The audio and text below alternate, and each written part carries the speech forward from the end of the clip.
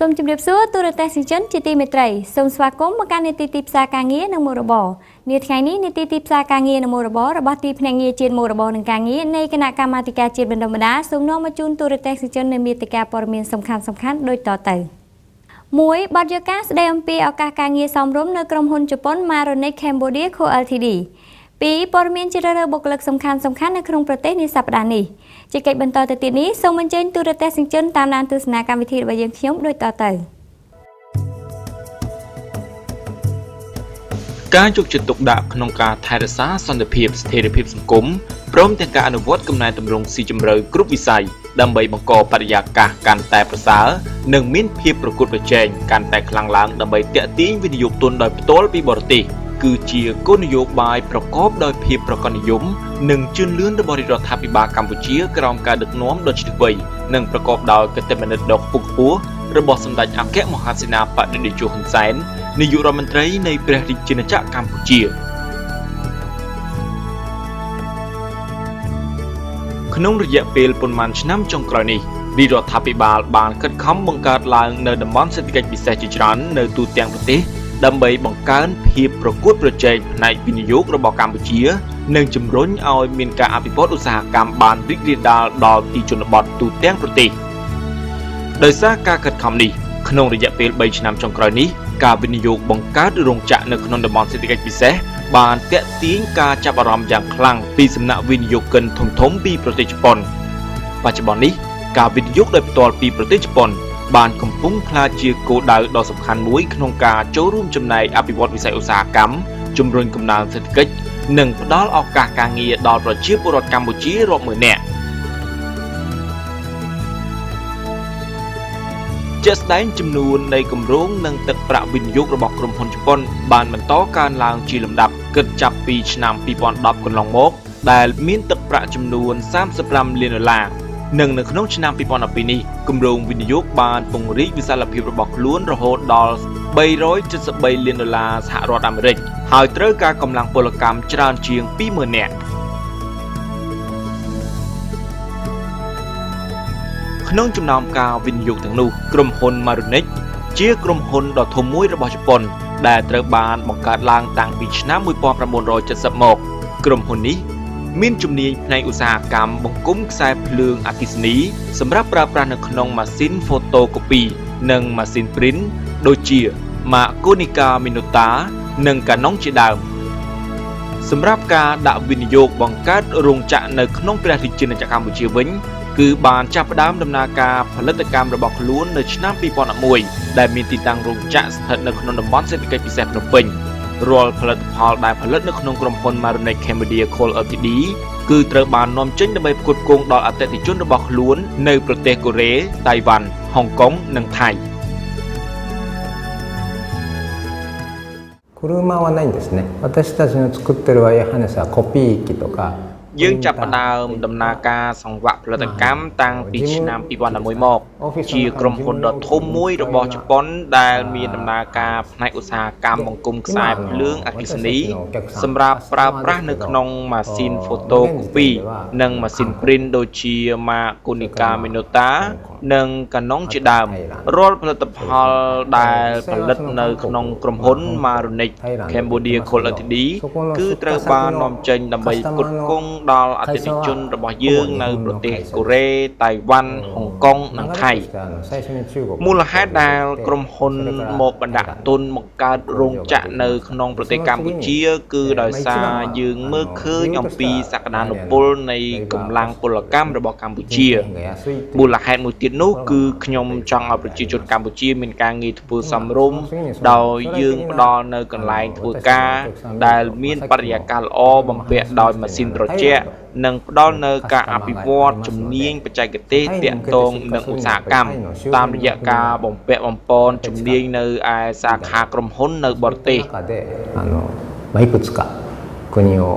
探していて、最終的にはカンボジアになりましたការបណ្ដាក់ទុនរបស់ក្រុមហ៊ុន Maronic Cambodia Co Ltd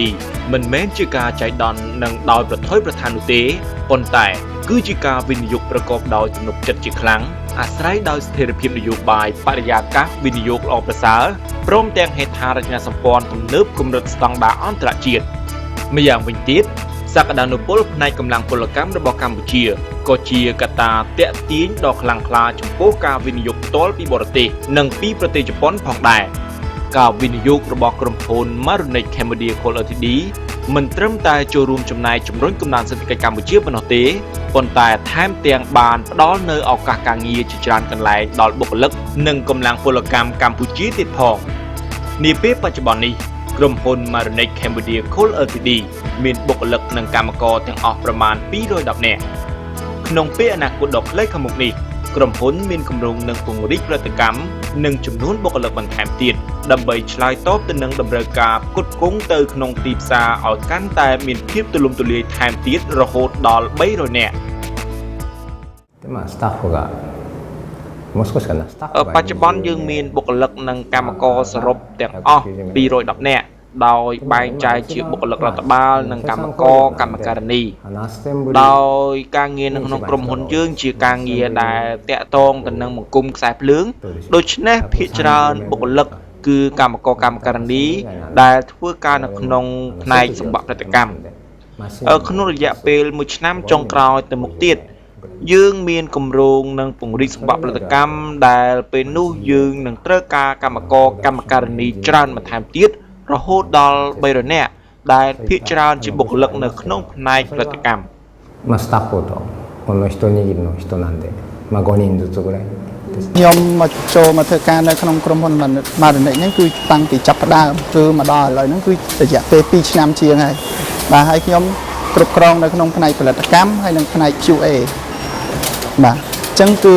ផលិតផលយើងនេះគឺហៅថាផលិតផល wire harness គឺជាការបង្គុំខ្សែភ្លើងហើយការបង្គុំខ្សែភ្លើងហ្នឹងគឺផលិតផលសម្រាប់របស់វាហ្នឹងគឺដូចជាផលិតផលនេះអញ្ចឹងគឺយើងយកវាមកបង្គុំបាទយើងបង្គុំហើយគឺយើងយកវាទៅដោតចូលជាមួយនឹងម៉ាស៊ីន print បាទជាទូទៅខ្សែភ្លើងដែលយើងបានបង្គុំហ្នឹងគឺយកទៅលក់នៅខាងប្រទេសចិនក៏ដូចជាប្រទេសកូរ៉េហើយទៅមុខទៀតនេះគឺយើងនឹងលក់ទៅខាងប្រទេសថៃបាទបរិយាកាសនៅក្នុងកន្លែងនេះទី1មានម៉ាស៊ីនត្រជាក់បាទគឺបើសម្រាប់ថាការងារធ្ងន់ធ្ងរគឺមិនមានទេបើនិយាយទៅខ្ញុំស្រឡាញ់ការងារនេះថានៅក្នុងស្រុកខ្មែរយើងក្រុមហ៊ុនបែបជាលក្ខណៈបច្ចេកវិទ្យាសប្តាហ៍ថ្ងៃនេះគឺវាចេះតែកើនឡើងហើយយ៉ាងវិញទៀតក្រុមហ៊ុនMarunexក៏ជាក្រុមហ៊ុនមួយដែលស្ថិតនៅក្នុងលំដាប់បច្ចេកទេសផងដែរបាទហើយខ្ញុំគិតថាវាល្អហើយខ្ញុំគិតបើថាពីភាពពិបាកវិញគឺវាមិនមានការអីពិបាកទេព្រោះថាការងារហ្នឹងសិតតែស្ថិតនៅក្នុងការដែលយើងរៀនសូត្របាទស្ថិតក្នុងការរៀនសូត្រហើយមុនពេលដែលយើងចុះមកទីនេះគឺយើងទទួលបានការ train នៅឯប្រទេសចិនអញ្ចឹងគឺការងារបើយើងនិយាយទៅគឺមិនជាបញ្ហាធំដុំទេគឺអាចជួយបានខ្ញុំសពថ្ងៃពេញចិត្តនៅក្នុងពេញចិត្តការងារនេះខ្លាំងណាស់ព្រោះសពថ្ងៃព្រោះក្រុមហ៊ុនបានផ្ដល់អត្ថប្រយោជន៍ជាច្រើនដូចជាមានអាហារពេលព្រឹកនិងថ្ងៃត្រង់ហើយមានកន្លែងស្នាក់នៅជាដើមប្រាក់ឧបត្ថម្ភមានឧបត្ថម្ភសមរម្យសម្រាប់អាចប្រកបការងារចិញ្ចឹមជីវិតសពថ្ងៃបាន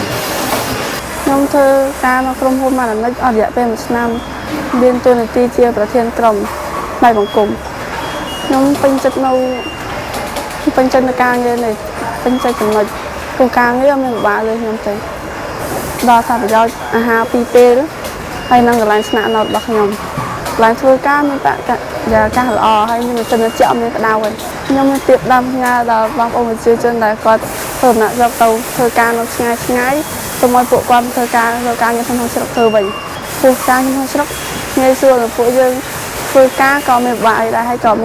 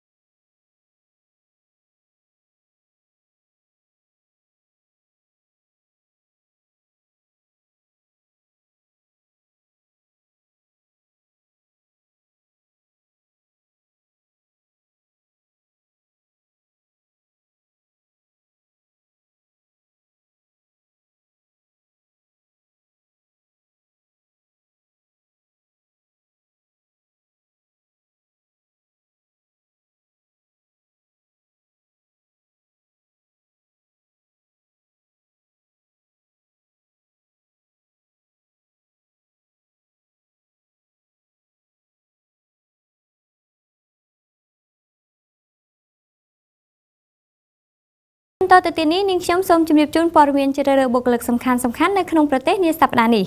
ដំណឹងជ្រើសរើសបុគ្គលិកក្រុមហ៊ុន Mini Beer Cambodia Co Ltd ត្រូវការជ្រើសរើសកម្មការិនីជាច្រើនអ្នកលក្ខខណ្ឌនៃការជ្រើសរើសកម្មការិនីត្រូវមានអាយុពី18ដល់32ឆ្នាំមិនចេះអក្សរក៏ដាក់ពាក្យបានដែរក្រុមហ៊ុននឹងផ្ដល់ជូននៅប្រាក់ខែគោល$75ពេលមិនទាន់ពេញសិទ្ធិនិង$80សម្រាប់ពេលពេញសិទ្ធិមានកន្លែងស្នាក់នៅថ្លៃទឹកថ្លៃភ្លើងដោយមិនគិតថ្លៃ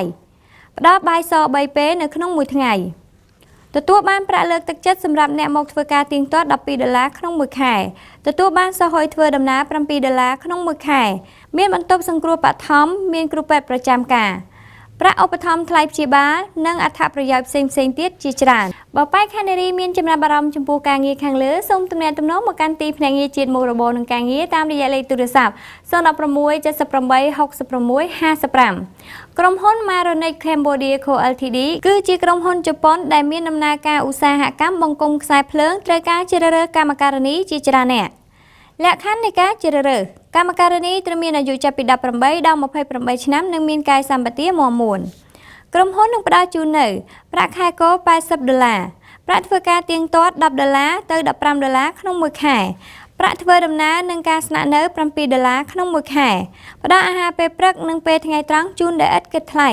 ផ្ដល់ជូននៅប្រាក់ខែទី13សម្រាប់កម្មការិនីដែលធ្វើការលើសពី1ឆ្នាំបើបែកខេណេរីមានចំណាប់អារម្មណ៍ចំពោះការងារខាងលើសូមទំនាក់ទំនងមកកាន់ទីភ្នាក់ងារជាតិមុខរបរនិងការងារតាមរយៈលេខទូរស័ព្ទ016 78 66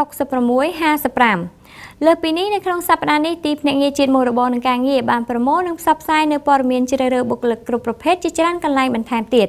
អាស្រ័យហេតុនេះប្រជាពលរដ្ឋដែលកំពុងស្វែងរកការងារធ្វើសូមទំនាក់ទំនងមកកាន់មជ្ឈមណ្ឌលការងារដែលស្ថិតនៅរាជធានីភ្នំពេញទូរស័ព្ទលេខ016 78 66 55ខេត្តសៀមរាបទូរស័ព្ទលេខ016 53 66 55ខេត្តបាត់ដំបងទូរស័ព្ទលេខ016 92 66 55ខេត្តកំពតទូរស័ព្ទលេខ016 50 66 55ខេត្តស្វាយរៀងទូរស័ព្ទលេខ016 64 66 55ឬចូលមើលគេហទំព័រដែលមានអាសយដ្ឋាន www.nea.gov.kh សូមជម្រាបជូនដំណឹងដល់ទូរទស្សនិកជនផងដែរថាកម្មវិធីរបស់យើងខ្ញុំក៏មានផ្សព្វផ្សាយឡើងវិញនៅក្នុងគេហទំព័ររបស់ទីភ្នាក់ងារជាតិមុខរបរនិងការងារនិងគេហទំព័ររបស់អង្គភាពព័ត៌មាននិងព្រឹត្តិកម្មរហ័សនៃទីស្តីការគណៈរដ្ឋមន្ត្រី www.pressocm.gov.kh ផងដែរ